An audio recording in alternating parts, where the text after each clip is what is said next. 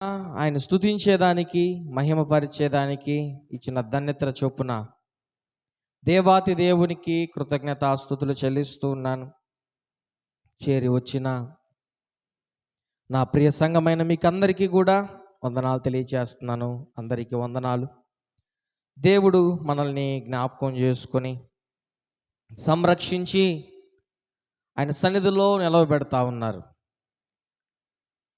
దేవుడు మనల్ని చాలా ఆశీర్వాదకరంగా ఉంచాలన్నది ఆయన యొక్క ఆశయం ఉంది. మనుషులకు కూడా సంతోషంగా ఉండాలన్నది వారి కోరిక. ఏ దుఃఖం లేకుండా, ఏ కష్టం లేకుండా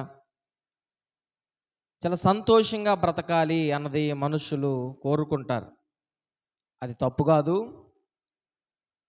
దేవుడు కూడా మనుషుల్ని సంతోషంగా ఉంచాలనే కోరాడు. దుఃఖ పెట్టాలని కానీ, కష్టపెట్టాలని కానీ ఆయన ఆశించలేదు. నాకు తెలిసి ఏ తల్లిదండ్రులు తమ బిడ్డలు కష్టపడాలి, బాధపడాలి, దుఃఖపడాలని కోరుకోరు. అలాగే మనం సృజించిన తండ్రి కూడా మనం దుఃఖపడాలి, బాధపడాలి అని కోరుకోవట్లేదు. కానీ చాలామంది మనుషుల జీవితాలు సంతోషంలో నుంచి శ్రమకు మారిపోతూ ఉన్నాయి. సంతోషంలో నుంచి దుఃఖంలోకి, సంతోషంలో నుంచి కష్టంలోకి ముందుకు కొనసాగిపోతూ ఉన్నాయి. చాలా భయంకరమైన పరిస్థితుల్లోనికి మనుషులు వెళ్ళిపోతూ ఉన్నారు. ప్రభువు మనిషిని ఆశీర్వదించాలని చూస్తూ ఉంటే మనిషి రోజు రోజుకి దిగజారిపోతూ ఉన్నాడు. ఎందుకు ఇలా జరుగుతుంది అని ఆలోచన చేస్తూ ఉంటే మనిషి తెలిసి తెలిసి చేసే ఆ పొరపాట్లు ఏదైతే ఉన్నాయో అవి మనిషికి సంతోషం లేకుండా చేస్తూ సంతోషంలో నుండి శ్రమలోనికి తీసుకువెళ్తా ఉన్నాయి. దేవుడు ఆదాముతో అంటున్నాడు, ఏమంటున్నాడంటే, నీ వల్లే ఈ భూమి శపించబడింది. ఏమంటున్నాడు? నీ వల్ల. ఎవరి వల్ల? ఆదాము, నీ వల్లనే భూమి శపించబడింది. కాబట్టి ఇక మీదట నీవు ఈ భూమి మీద కష్టపడి బ్రతకాలి. ఏం చేయాలి? కష్టపడి బ్రతకాలి. బాగా ఆలోచన చేయండి. పనిలో కష్టం ఉండదు. కష్టం ఎప్పుడు ఉంటుందంటే పనిలో వచ్చే ఆటంకాల ద్వారా కష్టం ఉంటుంది. ఏముంటుంది? పనిలో కలిగే ఆటంకాల ద్వారా కష్టం. దేవుడు మొదటిగా 1వ అధ్యాయము 2వ వచనంలో మనం చూస్తే ఆదికాండంలో భూమి శూన్యంగా నిరాకారంగా ఉంది అనుంది. అంటే భూమిలో ఏమీ కూడా లేదు. జలము కానీ, నేల కానీ, ఇక ఏది కూడా సమస్తం ఏది అనేది ఆ భూమిలో లేదు. 9వ వచనంలో మనకు కనిపిస్తుంది ఆరిన నేల. దేవుడు ఆరిన నేల కలుగునుగా కంటే దేవుడు ఆ యొక్క భూమిలో ఆరిన నేల పుడుతుంది. 10వ వచనంలో మనకు అది తెలుస్తుంది. 9వ వచనంలో తెలుస్తుంది, 10వ వచనం. అలాగే 11వ వచనంలో చూసేసరికి దేవుడు ఆయా జాతుల ప్రకారంగా విత్తనాల్ని దేవుడు ఈ భూమి మీద నాటితే ఆయా జాతుల ప్రకారం ఫలవృక్షాలన్నీ కూడా పుడతాయి, మొలుస్తాయి. అన్నీ కూడా 12వ వచనంలో చూస్తే చాలా ఫలవృక్షాలు మనకు అక్కడ కనిపిస్తాయి. ఎందుకు ఈ మాటలు చెప్తున్నానంటే దేవుడు స్టెప్ బై స్టెప్ భూమిని డెవలప్ చేస్తూ వచ్చాడు, ఆశీర్వదిస్తూ వచ్చాడు, దీవెనకరంగా మారుస్తూ వచ్చాడు. అయితే ఇవన్నీ ఎందుకు ప్రభువు చేశాడు అంటే మనిషి కష్టపడకుండా ఉండేదానికి, పని చేయకుండా ఉండేదానికి కాదు. మన దాన్ని మీరు గమనించాలి. వింటున్నారా? పని చేయకుండా ఉండేదానికి కాదు, కష్టపడకుండా ఉండేదానికి. పని చేయడం కష్టం కాదు, పనిలో ఆటంకాలు కలగడం కష్టం. అదే దాన్ని మీకు చెప్తా ఉన్నాను. అర్థమవుతుందా? బాగా అర్థం చేసుకోండి. ఈ విధంగా ప్రభు ఆశీర్వదిస్తూ వచ్చిన ఈ భూమిలో మనిషి దాన్ని పాడు చేసుకుంటూ వచ్చాడు. దేవుడు అన్నాడు ఆదముతో, నీ వల్ల ఈ భూమి శపించబడింది. ఎక్కడుంటుంది ఆ మాట? 3వ అధ్యాయము 17వ వచనములో ఆ మాట ఉంది. ఆదికాండం 3:17 ఉన్న మాట ఏముందంటే, నీ వల్ల ఈ భూమి, చదవండి ఒకసారి.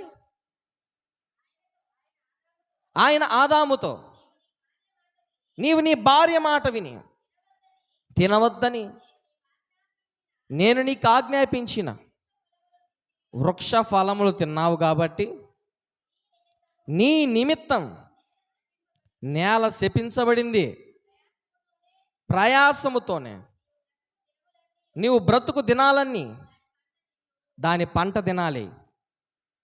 అది ముండ్ల తొప్పలు, గచ్చ పొదలు నీకు మొలిపిస్తుంది.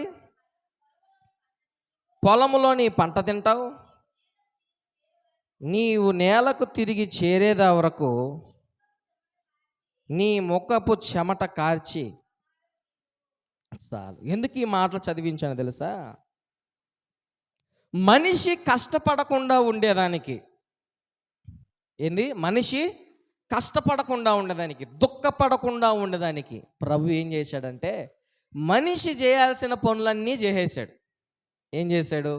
విత్తనాలు నాటేశాడు, వృక్షాలను మొలిపించాడు, వాటికి ఫలాలను కూడా పుట్టించేశాడు. ఇప్పుడు ఆదాము అవ్వ పని ఏంటంటే వాటిని సాగు చేయడం, అంటే ఆల్రెడీ ఉన్నదాన్నే కాపాడుకోవడమే వాళ్ళ పని. దేవుడు ఆ ఏదైనా తోటలో వారిని ఉంచి వారికి ఇచ్చిన పని ఏంటంటే, నేను అన్నీ మీకోసం ఏర్పాటు చేసేసా, మీరు ఇంక ఏం కష్టం చేయబడలే, విత్తనాలు వేయబడలే, వాటిని పెద్ద చేయబడలేదు, వాటికి కాయలు కాసేంత వరకు మీరు వెయిట్ చేయబడలేదు, అన్నీ మీకు సమృద్ధిగా ఉన్నాయి, ప్రతిదీ మీరు తినండి, దీన్ని సాగు చేయండి, పని చేసుకొని వాటికి మీరు తోడుగా ఉండండి, అవి మీకు ఫలాలను ఇస్తాయి, భుజించండి, హ్యాపీగా ఉండండి అని చెప్పాడు దేవుడు. కానీ ఈ పని కాస్త ఆదాము ప్రవర్తన ద్వారా కష్టంగా మారిపోయింది. ఎలా మారిపోయింది? కష్టంగా మారిపోయింది. అంటే ఇంతకుముందు వృక్షాలు ఉన్నాయి, ఫలాలు ఉన్నాయి. ఎక్కడ? ఏదెను తోటలో ఆ పరిస్థితి ఉంది. ఎప్పుడైతే ఆదాము తన నిర్ణయం చొప్పున ప్రవర్తన చేశాడో, తెలిసి పొరపాటు చేశాడో, ఆ ఏదెను తోటలో నుండి అవ్వను ఆదామును ప్రభు పంపివేశాడు. ఏదెను అనగా ఆనందము అని అర్థం. ఏంటి? ఏదెను అంటే ఆనందం. అంటే ఆనందం ఉన్న చోట్ల నుంచి పంపివేయబడ్డారు. కారణం తెలిసి చేసే పొరపాటు, తెలిసి చేసే ఆ పాపము ద్వారా మనిషి సంతోషాన్ని శ్రమగా మార్చుకుంటూ ఉన్నాడు. ఇప్పుడు ఆదాము పని చేయాలంటే ఆదాముకు ముండ్ల పొదల్లాంటి శ్రమలు, గచ్చ పొదల్లాంటి శ్రమలు, చెమట కారిస్తే తప్ప ఫలితం లేదు. ఒకప్పుడు ఆదాము కాసే పండ్లు తినే పరిస్థితి, ఉన్న వాటిని సాగు చేసుకుంటూ సంతోషంగా ఉండవలసిన పరిస్థితి ఆదాముది. ఇప్పుడు ముండ్ల పొదలలో, గచ్చ పొదలలో చెమట కార్చి కష్టపడి తన యొక్క పనిలో ముందుకు కొనసాగితే తప్ప ఫలితం లేకుండా చేసుకున్నాడు ఆదాము. ఇదిలా ఉంటే కయీను దాన్ని మరింక ఎక్కువగా, ఇంకొంచెం వివరంగా చెప్పాలంటే దుఃఖంగా మార్చుకున్నాడు. ఏం చేశాడు? దుఃఖంగా. ఆదాముతో దేవుడేమన్నాడు? నీ వలన ఈ నేల శపించబడింది అన్నాడు. మరి కయ్యనుతో ఏమంటున్నాడు తెలుసా? ఆదికాండం 4వ అధ్యాయము, ఆదికాండం 4వ అధ్యాయము 12వ వచనాన్ని చదవాలని కోరుతున్నాను. నీవు నేలను సేద్యపరిచినప్పుడు అది తన సారమును ఇక మీదట నీకు ఇవ్వదు. చాలు. హల్లెలూయా.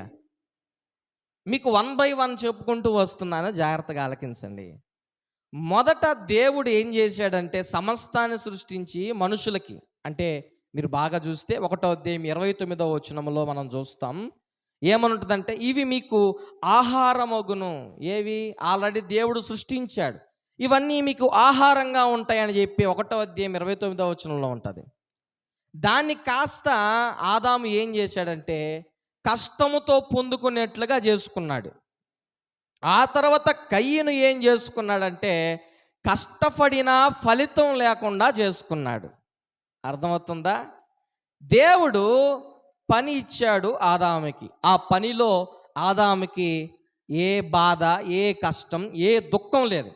కానీ ఆయన చేసిన పని, తెలిసిన చేసే పని ద్వారా ఆ పనిలో కష్టాన్ని కొని తెచ్చుకున్నాడు. కష్టపడితే గాంధీ ఫలితం లేకుండా చేసుకున్నాడు. ఎవరు? ఆదాము. అయితే కష్టపడిన ఫలితం లేకుండా చేసుకొని దుఃఖంగా మార్చుకునేది మాత్రం కయ్యను. ఇంతకుముందు కష్టపడకుండా పని చేస్తే మాత్రమే ఫలితం ఉండేది. తరువాత కష్టపడితేనే మాత్రమే ఫలితం ఉండేది. ఇప్పుడు కష్టపడినా కూడా ఫలితం లేకుండా పోయింది కయ్యోని జీవితం. ఈ రోజున మనిషి ప్రవర్తన ఆలోచన చేయండి.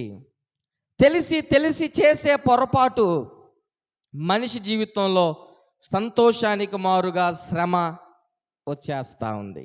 ఒక ఉపాధ్యాయుడు తన స్టూడెంట్స్ని, విద్యార్థుల్ని ఒక మొక్కలు నాటే ప్రదేశంలోకి తీసుకెళ్ళాడు, గార్డెన్లోకి. అక్కడ చాలా చెట్లు ఉన్నాయి, చిన్న చెట్ల నుంచి పెద్ద చెట్ల వరకు. అయితే తన విద్యార్థులతో అన్నాడు, 3 రోజుల క్రితం వేసిన మొక్కను పెరకండ్రా అని చెప్పాడు. వాళ్ళలో ఒకడు వచ్చి యాక్టివ్గా ఆ 3 రోజుల క్రితం వేసిన మొక్కను పెరికేశాడు.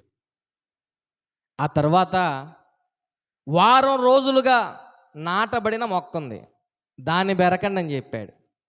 దాన్ని కూడా ఆ అబ్బాయి పెరికేశాడు. ఆ తర్వాత నెల రోజుల క్రితం ఉన్న ఒక మొక్క ఉంటే దాన్ని కూడా పెరకమన్నాడు.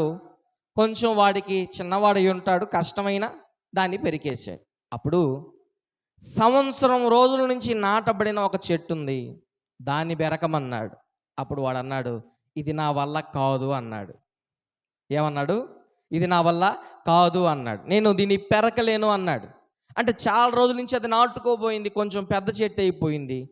3 రోజుల క్రితాన్ని పెరికేసాడు, వారానికి క్రితం పెరికేసాడు, నెల క్రితం ఉంది కొంచెం కష్టమైన పెరికేసాడు, సంవత్సరం క్రితమైన చెట్టుని మాత్రం తీయలేకపోయాడు. అప్పుడు ఆ యొక్క ఉపాధ్యాయుడు విద్యార్థులతో చెప్పాడు. ఏం చెప్పాడంటే, మన పొరపాట్లు తెలిసిన వెంటనే తీసేసుకోవడం చాలా సులభం. మన పొరపాట్లు మనకు తెలిసిన వెంటనే తీసేసుకోవడం చాలా సులభం. తెలిసినా కూడా తాత్కాలికమైన ఆనందం కోసం, సుఖం కోసం, సౌలభ్యం కోసం మనం వాటిని పెంచి పోషిస్తూ ఉంటే వాటిని తీసేయడం నీ వల్ల కాదు అని చెప్పాడు. ఆలోచన చేయండి.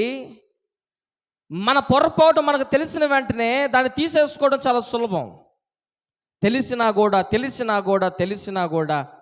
ఆ పని చేయడం ద్వారా, చేస్తూ ఉండడం ద్వారా అది నీకు మించిపోయి సంతోషానికి మారుగా శ్రమనే నీకు ఇస్తుంది, ఆనందానికి బదులుగా దుఃఖాన్నే నీకు మిగులుస్తుంది. ఆదాము పరిస్థితే. ఆదాముకు తెలుసా తెలియదా?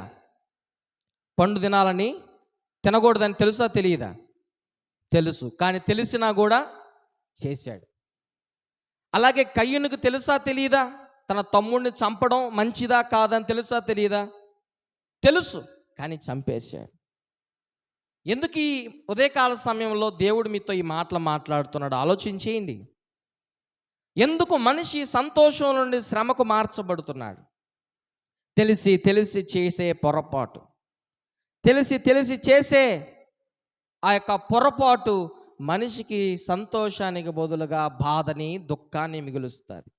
ఇంతకుముందు ఆదాముకి దుఃఖం లేదు, కష్టం లేదు. ఎందుకంటే ఆయన చేయాల్సిన పని అంతా దేవుడే చేసేసాడు. కోసుకొని తినడమే, వాటిని సాగు చేయడమే, పాదులు తీయడమే, నీళ్లు పట్టడమే, పోనీ అవి కూడా చేయబలేదు, కాపాడడమే, సెక్యూరిటీగా ఉండడమే ఆదాము పని. కానీ దాన్ని ఏం చేసుకున్నాడంటే పనిని కష్టంగా మార్చుకున్నాడు. తెలిసి చేసిన పొరపాటు. అంటే ఇంతకుముందు అతను పని చేస్తే ముండ్ల పొదలు, గచ్చ పొదలు లాంటి శ్రమలు లేవు ఆయనకి. చెమట గార్చి అంత కష్టపడాల్సిన పని లేదు ఆయనకి. కానీ ఆయన పొరపాటు ద్వారా అలాంటి పరిస్థితిని, అంటే ఆనందంలో నుంచి శ్రమలోనికి తరంబడ్డాడు, కష్టంలోనికి తరంబడ్డాడు. సరే, ఆ కష్టం ద్వారా అయినా బాగుపడదాం అనుకుంటున్న పరిస్థితుల్లో ఆ కష్టానికి కూడా ప్రతిఫలం లేకుండా చేసుకున్నాడు కయీను. ఈరోజు చాలా కుటుంబాల్లో ఉండే పరిస్థితే, సంతోషాన్ని శ్రమగా మార్చుకుంటున్నాడు. తెలిసి చేసే పొరపాటు వారికి బాధనే మిగులుస్తున్నాయి. అబ్రాము శారాయి మాట విన్నాడని బైబిల్లో ఉంది. ఏ మాట విన్నాడు? తనకి సంతానం లేని పరిస్థితిని బట్టి తన భార్య చెప్పింది, నా యొక్క సేవకురాలను వివాహం చేసుకో, ఆమెకు కానీ బిడ్డ కలిగితే నాకు కలిగినట్లే, కాబట్టి నేను చెప్పింది నువ్వు చెయ్యి అని అబ్రాముతో శారాయి అంటే, శారాయి మాట అబ్రాము విన్నాడు అని వాక్యంలో ఉంది. ఎక్కడుంది?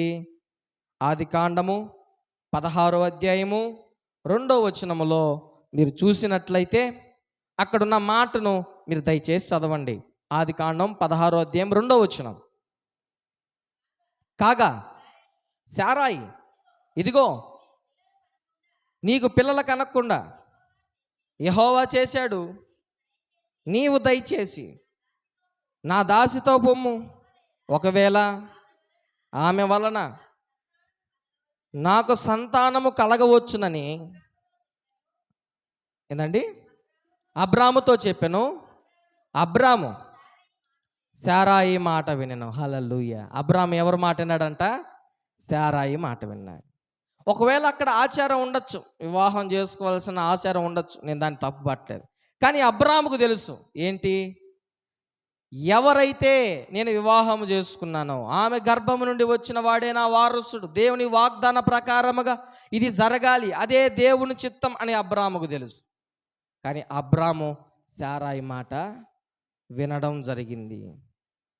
ఎప్పుడైతే శారాయి మాట అబ్రాము విన్నాడో, ఎప్పుడైతే శారాయి మాట అబ్రాము విన్నాడో 5వ వచనం నుంచి చూస్తే ఆ కుటుంబములో కలతలు, శ్రమలు, కష్టాలు, సంతోషంగా ఉన్న కుటుంబం కాస్త దుఃఖంగా మారిపోయింది. భార్యాభర్తలకు గొడవలు ఎక్కువైపోయాయి. శారాయికి అబ్రాముకు గొడవలు వచ్చాయి. హాగరు ద్వారా ఇరువురికి మనస్పర్ధలు ఏర్పడ్డాయి.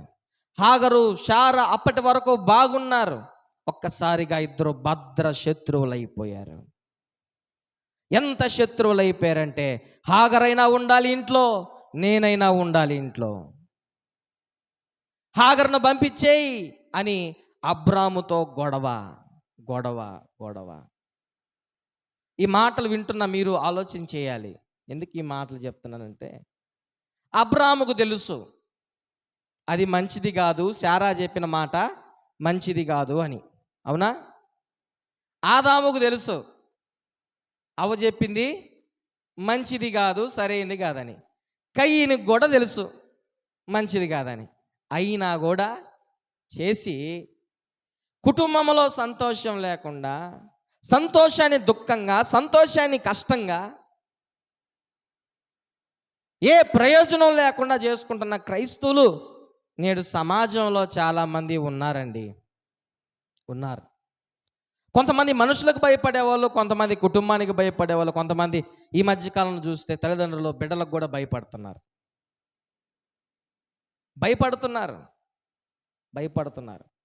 ఎందుకు? ఏం చేస్తారో, ఏం మాట్లాడితే మాట్లాడితే కొంతమంది అంటారు, ఆ అమ్మాయి నన్ను బెదిరిస్తుంది సార్, చచ్చిపోతానని బెదిరిస్తుంది, ఇట్లా చేస్తానని బెదిరిస్తుంది అని చాలామంది తల్లిదండ్రులు బాధపడే వాళ్ళు కూడా నాతో చెప్పిన దాఖలాలు చాలా ఉన్నాయి. ఈ రోజున పరిస్థితులు మారిపోయాయి, కుటుంబ పరిస్థితులు మారిపోయాయి. తప్పు అని తెలిసినా కూడా వెనకేసుకొచ్చే తల్లిదండ్రులు, తప్పు అని తెలిసినా కూడా సమర్థించే భర్త, భార్య, కుటుంబంలో సంతోషాన్ని శ్రమగా మార్చుకుంటున్నారు. మా పెదమ్మ వాళ్ళ ఇంటి దగ్గర నేను చదువుకుంటుండేటప్పుడు అక్కడ మా పెదమ్మ వారి ఇంటి పక్కనే ఒక కుటుంబం ఉండేది, భార్యాభర్తలు. వారి పిల్లలు ఉన్నారు, వారు ఎక్కడో ఫ్యామిలీ ఉన్నట్టున్నారు. భార్యాభర్తలు ఇద్దరే ఉంటారు పెద్దవాళ్ళు. కానీ ఆయన తాగి వచ్చేవాడు. ఆయన ఏమో పొట్టి, ఆమెమో పొడుగు. ఒకవేళ ఆమెను కొట్టాలన్నా కూడా ఈయన కుర్చీ వేసుకొని కొట్టాలి.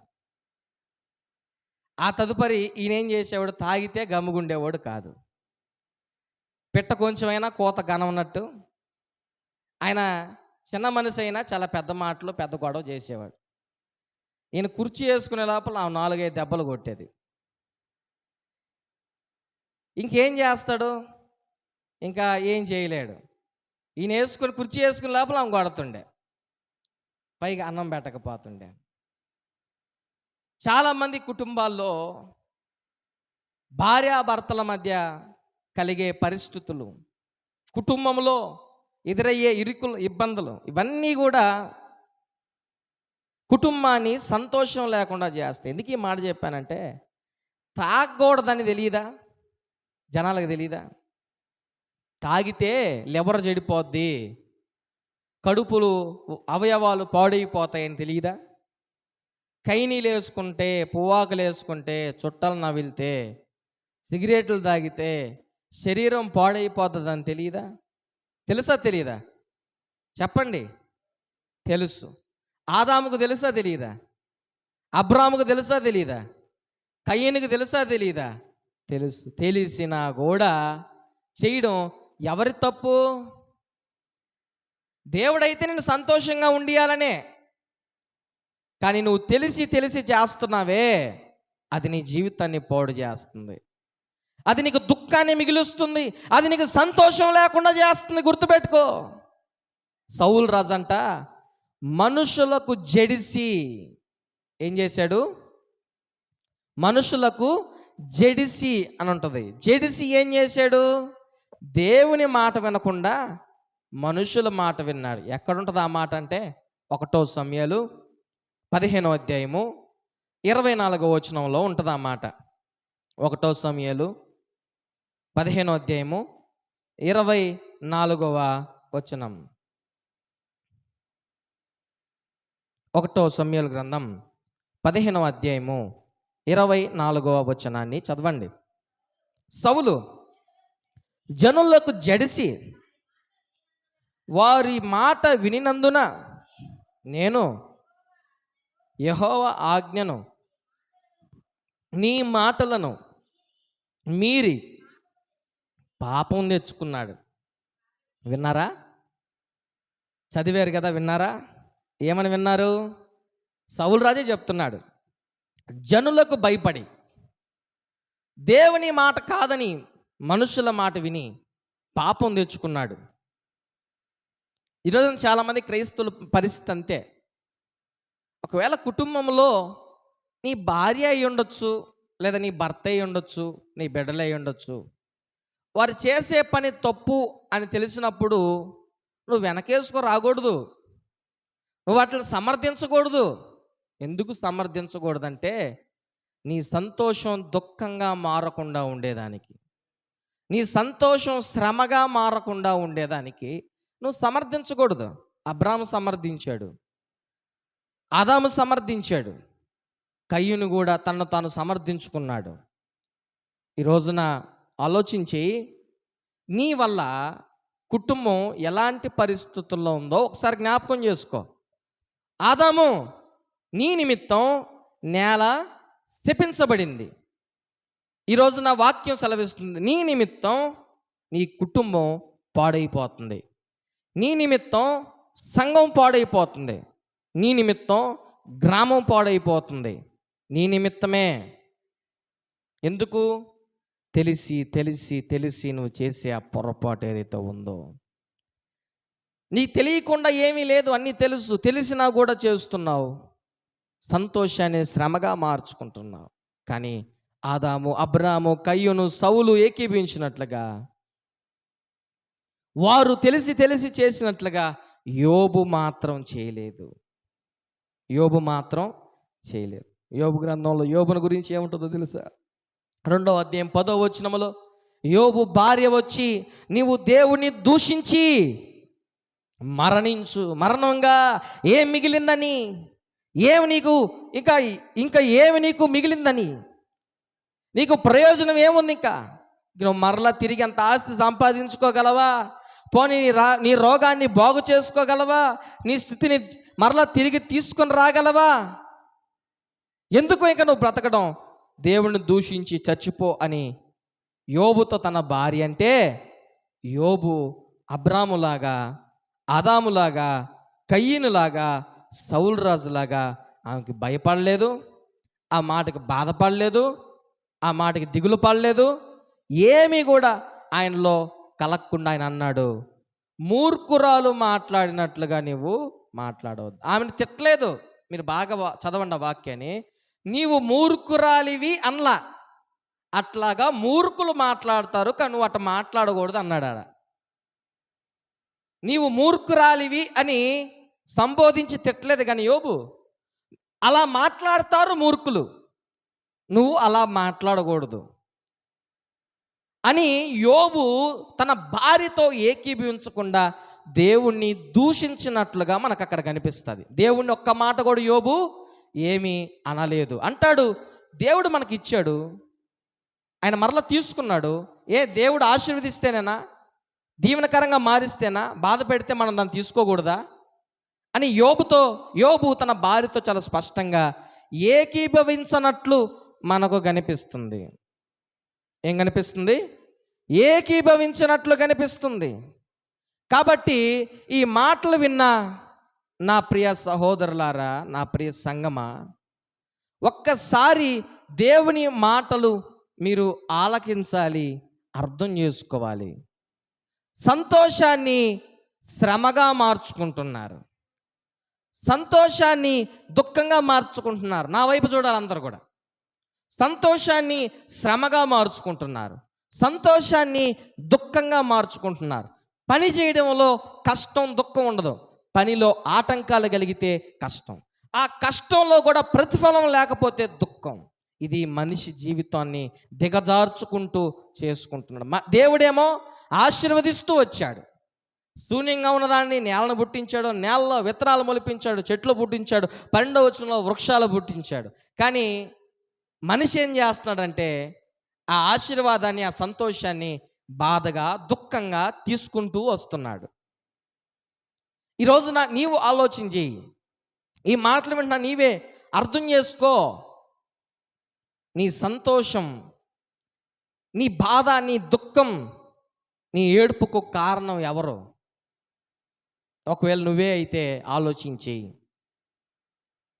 యేసయ్య ఈ లోకానికి వచ్చాడు, ఈ లోకానికి వచ్చి సమాధానం లేని వారికి, సంతోషం లేని వారికి, తెలిసి తెలిసి చేసే పొరపాట్ల ద్వారా బాధించబడుతున్న వారికి విడుదలనిచ్చేదానికి, సంతోషం ఇచ్చేదానికి వచ్చాడు, ఆనందం ఇచ్చేదానికి వచ్చాడు. ఆయన రక్తం చేత కడిగి ఆయన సమృద్ధినిచ్చేదానికి వచ్చాడు.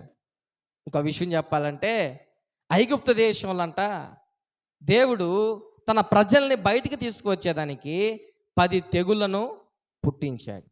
ఆ 10 తెగుల్లో వడగండ్లు, ఈగలు, కప్పలు, నీళ్లు రక్తంగా మారడం, చాలా చాలా చాలా చాలా తెగుళ్ళు పుట్టిస్తే వాటిలో వడగండ్లు పడే పరిస్థితి ఆ తెగులు వచ్చినప్పుడు ఫరో మోషేని పిలిపించి, అయ్యా ఇప్పటి వరకు మిమ్మల్ని చాలాసార్లు నేను మోసం చేశాను, ఇక మీదట మాత్రం మోసం చేయడం, మీరు వెళ్ళిపోండి నా దగ్గర నుంచి, దయచేసి వడగండ్లు పడకుండా దేవుడికి ప్రార్థన చేయండి అని చెప్పి మోషేని పిలిపిస్తే, అప్పుడు మోషే ఫరోతో అంటున్న మాట ఒక్కసారి చదవండి.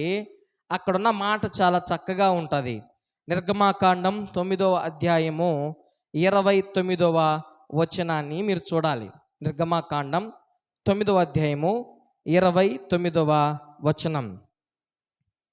మోషే చూసి, నేను పట్టణము నుండి బయలు వెళ్ళగానే నా చేతులు యెహోవా వైపు ఎత్తుతాను, ఈ ఉరుములు మానుతాయి, ఈ వడగండ్లు ఇక మీదట పడవు, అందువలన భూమి యెహోవాదని. ఆమేన్, హల్లెలూయా. బిగ్గరగా చప్పట్లు కొడతారా ఒకసారి? హల్లెలూయా.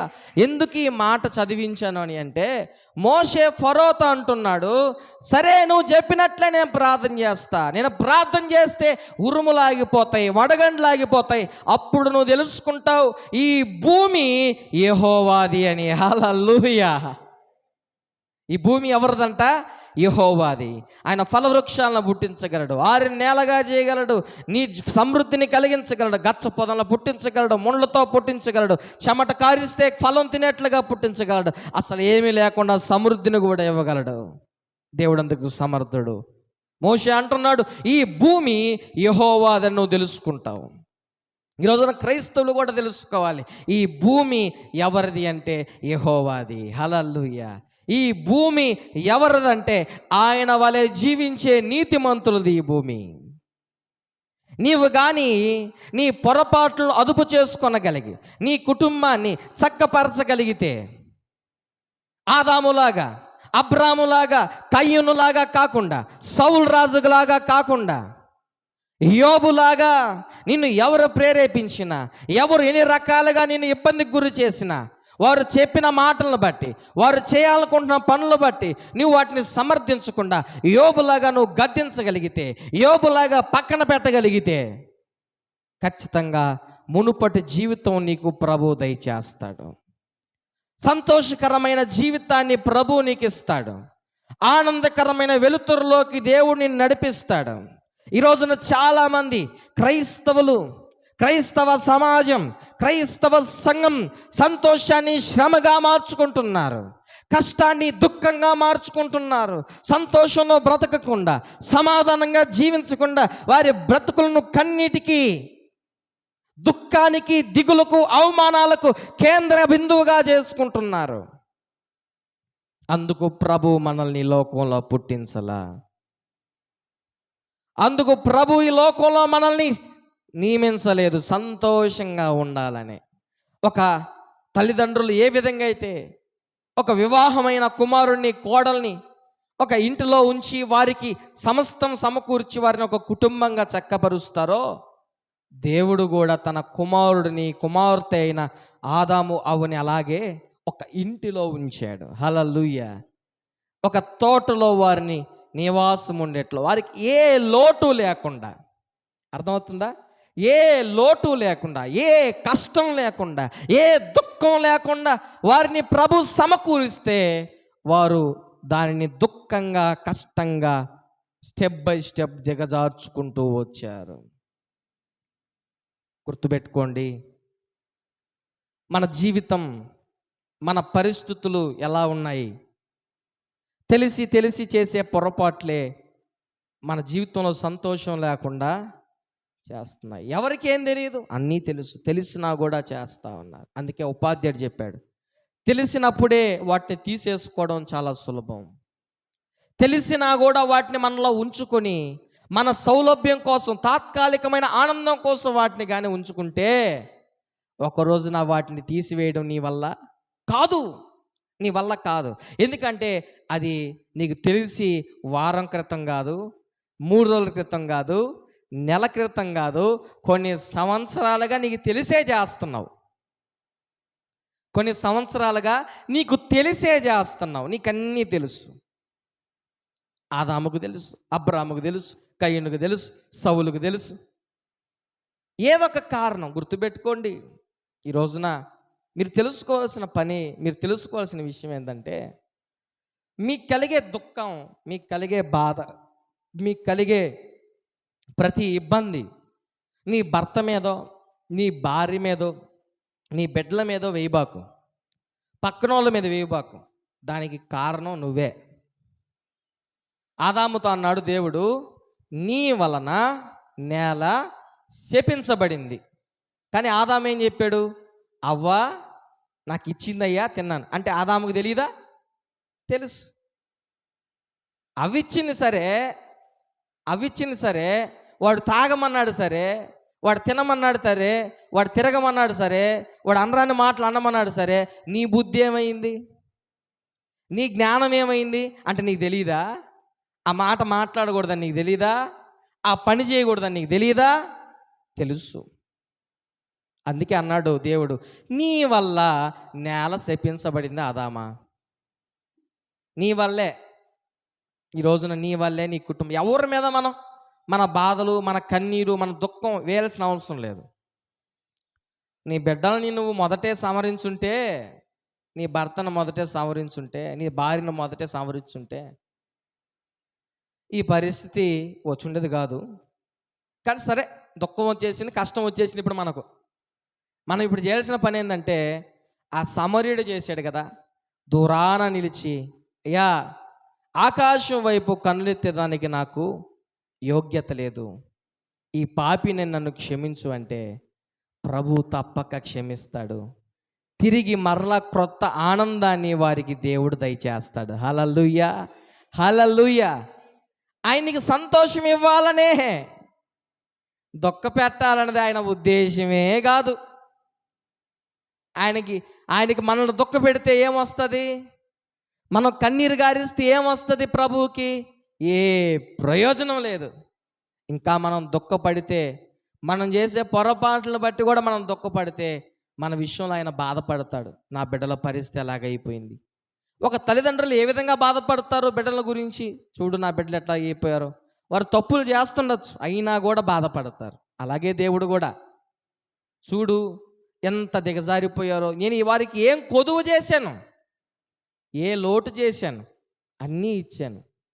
కానీ ఈ విధంగా ఈ రోజున పాడైపోయారు విశ్వాసులు, ఈ విధంగా దిగజారిపోయారు నా బిడ్డలని చెప్పి ప్రభువు బాధపడుతుంటాడు. గుర్తుపెట్టుకోండి, మీరు ఆలోచన చేయండి, ఒక నిర్ణయానికి రండి. మీరు చేసే ఆ పొరపాటు ఏదైతే ఉందో చాలా చిన్నదే ఉండొచ్చు. నాలికంట అడవిని తగలబెట్టేస్తుందంట, బైబిల్లో ఉంది. ఏంది? నాలిక అడవిని తగలబెట్టేస్తుందంట. చిన్న నిప్పురవజాలు అడవిని తగలబెట్టేదానికి, అలాంటిదే 4 గోడని ఉంది బైబిల్లో. అదొక్కడ చాలదా నీవి గ్రామాన్ని తగలబెట్టేదానికే? సరిపోద్ది, అదొక్కటి సరిపోద్ది. చాలా చిన్నదే, నీ పేద తప్పే కాదు అసలు. అసలు నీకు అది ఏమనిపించదు, సెగ తగలదు, దోమ కుట్టినట్టే, చిన్నదే. కానీ ఏం చేస్తాం, పక్కనోడు అసలు ఇష్ట ప్రకారం కొట్టుకునేదాడు చేస్తున్నావు, నువ్వు గందరగోళం చేసేస్తున్నావు. కానీ నువ్వు మాత్రం ఏందమ్మా ఏం తెలియనట్టుగా చూడు ఎట్ట కొట్టుకుంటున్నావు. చేసిందంతా నువ్వే, అసలు కొట్టుకోవడానికి కారణం చేసింది నువ్వే. చూడు అన్యాయంగా కొడుతున్నాడు ఆ పిల్లడు, అన్యాయంగా కొడుతుంది ఆ అమ్మాయి అంటే అసలు చేసిన కారకరాలు నువ్వైపోతుంది. అసలు వాడు చెడిపోయేదానికి కారణం ఈడంటాడు. ఏమంటాడు? వాడు చూడరు ఎట్ట తాగుబోతాడు, అసలు వాడికి నేర్పించింది నువ్వు కదంటరా. ఈడేమో చాలా టెక్నిక్గా పండగల పూట, కార్యాల పూట తాగి నిమ్మలంగా తెలియనట్టుగా ఉంటాడు. అవతలోడికి నేర్పించాడు. వాడేమో అదుపు లేకుండా ఇష్ట ప్రకారంగా ప్రతి దినం టిఫిన్ కూడా తినకుండా తాగతాడు. నేర్పించినోడేమో డీసెంట్గా ఉన్నాడు, అప్పుడప్పుడు తాగతా. నేర్చుకున్నాడేమో ప్రతిదినం తాగతా ఉన్నాడు. ఈ నేర్పించినోడు ఏమంటాడు? చూడోడు ఇట్ట తాగుతున్నాడు అంటే ఈడు కూడా తాగతాడు. ఈడే నేర్పించింది, కానీ నేర్పించినోడే అంటున్నాడు చూడు అట్ట తాగుతున్నాడు, అట్ట అయిపోయాడు. అసలు కారణం నువ్వు అయిపోతివే. అట్లాగా ఆదాము, నీ వల్ల నేల శపించబడింది, నీ వల్ల నేల శపించబడింది. ఈరోజున వాక్యం వింటున్నా మీరు, మీ వల్ల ఏం జరిగిందో మీకు తెలుసు, మీ వల్ల మీ కుటుంబం ఎలా ఉందో మీకు తెలుసు, మీ వల్ల సంఘం ఎలాగుందో మీకు తెలుసు, మీ వల్ల చుట్టుపక్కల పరిస్థితులు ఎలా ఉన్నాయో మీకు తెలుసు. వాటిని బట్టి ఎలా ఉండాలో, తిరిగి సంతోషాన్ని ఎలా పొందుకోవాలో ప్రభు మీతో మాట్లాడి ఉండగా ఒక తీర్మానానికి వచ్చి ఈ ఉదయకాల సమయంలో ప్రభుని అడుగుదాం. అందరూ తల్ల వంచి కళ్ళు మూసుకుందాం, ప్రార్థన చేసుకుందాం, ప్రభు పాదాల చెంతకొద్దాం. అయ్యా, నాకు సంతోషం లేకపోవడానికి, దుఃఖం కలగడానికి కారణం ఏంటో నాకు తెలియజేసావు. దాన్ని నా నుంచి తీసివేసుకునేదానికి సహాయం చేయి. దాని నుంచి నాకు విడుదల కలిగేదానికి సహాయం చేయి. నువ్వు అడిగితే ప్రభు తప్పక నీ పట్ల గొప్ప కార్యం చేయుటకు సమర్థుడై ఉన్నాడు. అద్భుతం చేస్తాడైనా, చాలా అద్భుతం చేస్తాడు. నువ్వు నమ్మితే నువ్వు తిరిగి మరలా ప్రభువును, అయ్యా నాకు నువ్వేదైతే మొదట నాకు ఇచ్చావో ఆ సంతోషం కావాలి, ఆరోగ్యం కావాలి, ఆనందం కావాలని అడిగితే ప్రభు తప్పక సహాయం చేస్తారు, అద్భుతం చేస్తారు. నీ పట్ల గొప్ప కార్యం చేయటికైన సమర్థుడై ఉన్నాడు. అడగండి, దేవుని అడగండి, మోకరిల్లండి, ప్రార్థన చేద్దాం. నిజంగా ప్రభు నాతో మాట్లాడిన మీకు తీర్మానం తీసుకుంటే మీ కొరకు నేను ప్రార్థన చేయబోతున్నాను. మీ కొరకు నేను ప్రార్థన చేయబోతున్నాను. మీ కుడి హస్తాల పైకి ఎత్తండి. ప్రభు నాతో మాట్లాడాడనే ఒక తీర్మానం మీకు వస్తే నిజంగా అటు ఇటు చూడాల్సిన అవసరం లేదు. నాతోనే ప్రభు మాట్లాడాడని నిజంగా మీరు తీర్మానం తీసుకుంటే మీ కొరకు నేను ప్రార్థన చేయబోతున్నాను. పరిశుద్ధుడైన దేవా, యేసురాజా మీకు స్తోత్రాలు, జీవాధిపతి మీకు వందనాలు. ఈ ఉదయకాల సమయంలో మీ మాటలు వినే బిడ్డలు ఒక తీర్మానానికి వచ్చారు తండ్రి. నీ మాటలు విని ఉండగా ప్రతి బిడ్డ జీవితంలో ఈ క్షణమందే సంతోషం, సమాధానం యేసు నామములో తిరిగి వచ్చునుగా కానీ ప్రార్థిస్తున్నాను. వారి కన్నిటి కారమైన ప్రతి విధమైన పరిస్థితులు, బంధకాలు యేసు నామములో తొలగిపోనుగా కానీ ప్రార్థిస్తున్నాను. అద్భుతం ప్రతి బిడ్డ జీవితం జరిగించి ఆశ్చర్య కార్యాలు చేసి ఎంతమంది బిడ్డలు వాక్యం తీర్మానం తీసుకున్నారు ఈ క్షణం బలమైన అభిషేకం యేసు నామములో వారి మీదకి దిగి వచ్చునుగా కానీ ప్రార్థిస్తున్నాను. అద్భుతం జరిగించి మీరు మహిమ పొందమని తిరిగి మరలా మేము కలిసి స్తుతించి మహింపరచు కృప దయచేసి నీ కృపా, నీ కాపుదల మాపై, మా సంఘంపై ఉంచమని యేసు నామమున ప్రార్థిస్తున్నాను తండ్రి. ఆమేన్, ఆమేన్.